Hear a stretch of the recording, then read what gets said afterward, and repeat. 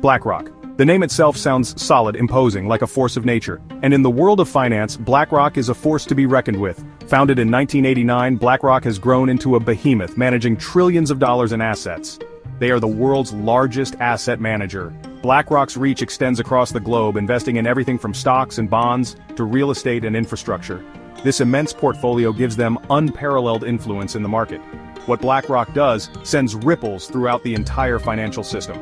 Their decisions impact what companies succeed, what projects get funded, and ultimately, how our economy functions.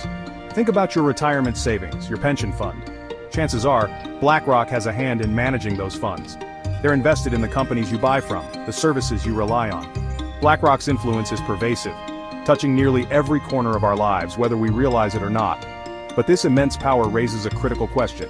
Is BlackRock simply a successful player in a free market? Or has it become too big, too dominant?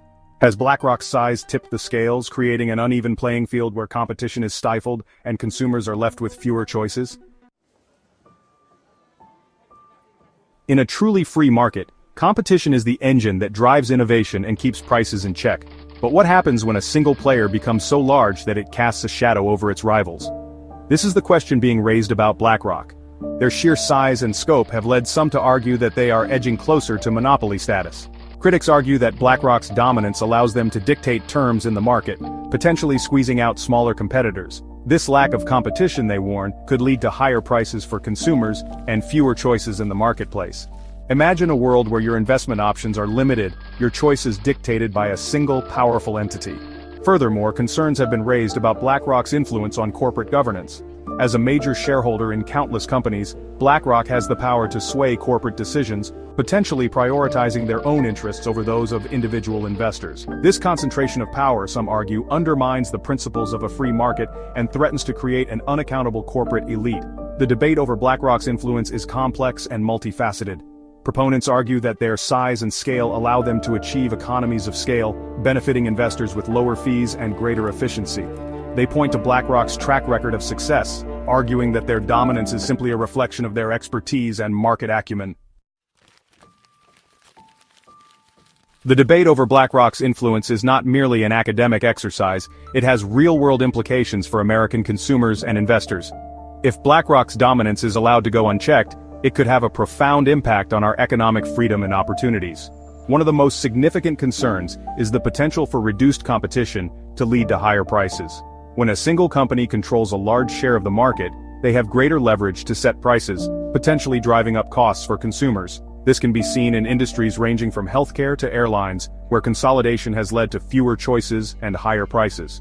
Moreover, BlackRock's dominance could stifle innovation. In a competitive market, companies are constantly striving to develop new products and services to gain an edge. However, when one company becomes too dominant, they have less incentive to innovate. This can lead to stagnation and a lack of dynamism in the market, ultimately harming consumers who are left with fewer choices. The concentration of power in the hands of a few giant corporations also threatens our economic freedom. In a truly free market, individuals have the power to choose where they invest their money, what products they buy, and what companies they support.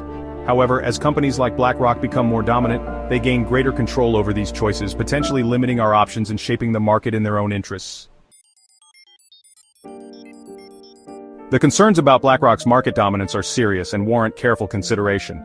However, it's essential to remember that this is not an insurmountable problem. There are steps we can take to address this issue and create a more balanced and competitive economy. One crucial step is to strengthen regulations aimed at preventing monopolies and promoting competition. Antitrust laws designed to prevent companies from gaining too much market power need to be enforced more rigorously.